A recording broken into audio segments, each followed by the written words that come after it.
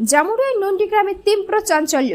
ভোরবেলা পুকুর পাড়ে হাঁটতে গিয়ে এক স্থানীয় বাসিন্দা হঠাৎই দেখতে পান ছড়িয়ে ছিটিয়ে রয়েছে শতাধিক আধার কার্ড, সঙ্গে ব্যাংকের একের পর এক চেক বই। মুহূর্তে খবর ছড়িয়ে পড়তে চাঞ্চল্য এলাকা জুড়ে।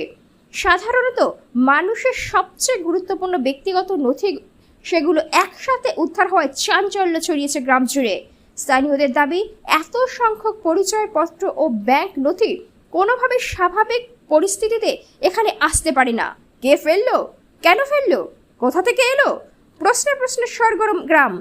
ঘটনার খবর পেয়ে এলাকায় পৌঁছয় জামুরিয়া থানার পুলিশ। এই যে 1 নম্বর ওয়ার্ডে নন্দী গ্রামে প্রাক্তন কাউন্সিলরের বাড়ির পেছনে যে এত আধার কার্ড পাওয়া যাচ্ছে, সেটাই কিন্তু প্রমাণিত করছে যে তৃণমূলের আমলে কি দুর্নীতি, কি উন্নয়ন, এই রূপের যে উন্নয়ন ওরা যাকে উন্নয়ন বলছিল সেটা হয়েছে। তারই প্রমাণ হচ্ছে এত ভুয়ো আধার কার্ড, ভোটার কার্ড আর অন্যান্য জিনিস পাওয়া যাচ্ছে। আগেই আমি এই কথাটা ইন্টারভিউতে একবার বলেছিলাম যে এখন গোটা দেশের জন্য পশ্চিমবঙ্গের সরকার যে ছিল সেইটা এখন খতরা হয়ে দাঁড়িয়েছে। সেজন্যেই এইটাকে তদন্ত করা উচিত।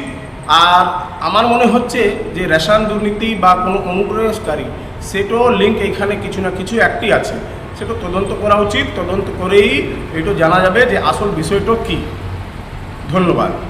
নিরঞ্জন সিং, প্রাক্তন মণ্ডল সভাপতি, জামুরিয়া মণ্ডল 4।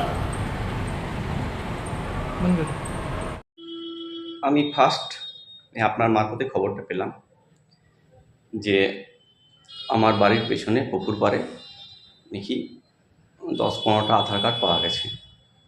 তো প্রথম কথা, লোক আধার কার্ড আমাকে দেবে কেন? এর সাথে আমি হলফ করে বলতে পারি আমার কোনো যোগাযোগ নেই। আমি এরকম কাজ কোনো দিন আজ পর্যন্ত করেছি বলে কেউ মনে করে না, বা আমিও মনে করি না। পুলিশ তদন্ত করলে আসল সত্যটা জানা যাবে। আর যেখানে পাওয়া গেছে সেটা আমার বাউন্ডারি, তারপর আর একটা বাউন্ডারি আছে, তারপর পাওয়া গেছে।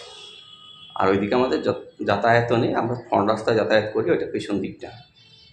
তাই আবার বলছি, এর সাথে আমার কোনোরূপ যোগাযোগ নেই। পুলিশ তদন্ত করে ঠিক আসল সত্যটা বেরিয়ে আসবে।